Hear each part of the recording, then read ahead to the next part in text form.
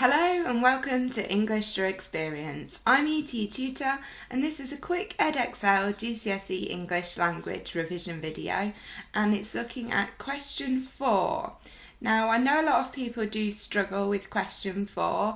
It is the 15-mark question, so you do need to make sure you're leaving enough time to gain those marks here and that you are addressing the question and your approach makes sense. So we're going to look at that in some detail here with reference to the Jane Eyre text. If you want to learn more about the question, I'd suggest you go back and look at the Great Expectations video where I focus in on the question itself and talk about the different skills that you need to demonstrate. But for now, let's have a look at this one. So we've got, in this extract, there is an attempt to create a sense of claustrophobia. Evaluate how successfully this is achieved. Support your views with detailed reference to the text.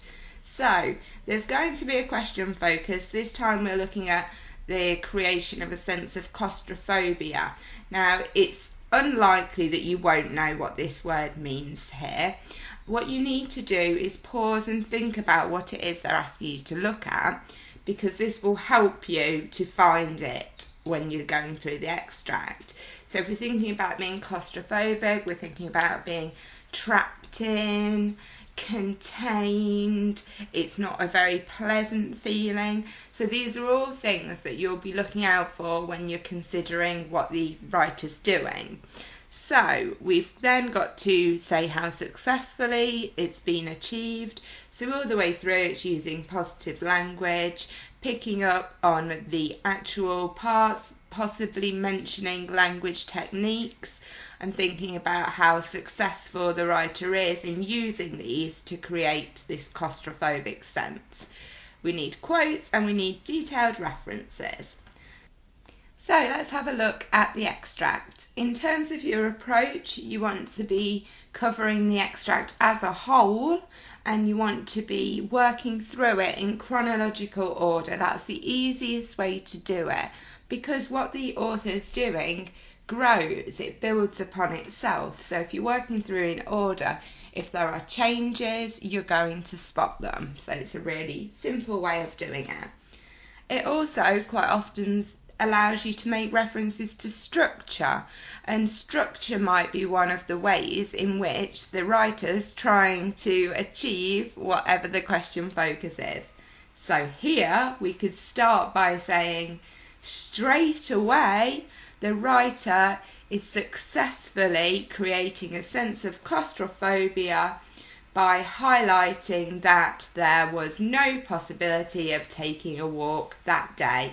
So you could just straight away include that quotation there as your starting point, suggesting that it does show this claustrophobia instantly. If you can't get out, you feel trapped. And then this idea is developed even further by saying that they have been wandering indeed, which emphasises the fact that it's not been productive and kind of creates this sense that they've been going round and round, highlighting again the claustrophobia. The use of pathetic fallacy here, the fact that they're trapped inside and further outdoor exercise was now out of the question due to the weather, is another way that the writer's successfully showing us that these characters are in a claustrophobic environment. And then this is continued within the second paragraph where we hear about the raw twilight. So when we can't see very clearly, that also makes us feel hemmed in. So you could possibly mention that part there. And then we get onto the theme of the family, where we know that our narrator feels inferior to these other characters and that she's surrounded by them, and that claustrophobic atmosphere really highlights how unhappy she's feeling. In the third paragraph we can also see the writers creating some kind of contrast. The environment here seems to be quite cosy. There's mention of the sofa being reclined and the fireside. So this should be a warm atmosphere, but for the narrator it's not. It's claustrophobic because we get this long direct speech here where the narrator's being criticised from all angles. So again, the fact that it's her manner, it's her disposition, all these things are being used to attack her. So we can see again that despite the atmosphere, the environment being quite nice, for the narrator it is claustrophobic still. Okay, if we go on a little bit further, we can see that the actual structure of this home is being used to emphasise this claustrophobic nature.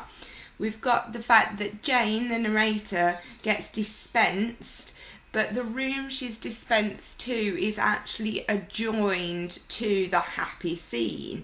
So although she's separated, she's still in that same vicinity. So you could argue that although she's away, she isn't really, and the claustrophobic atmosphere has followed her.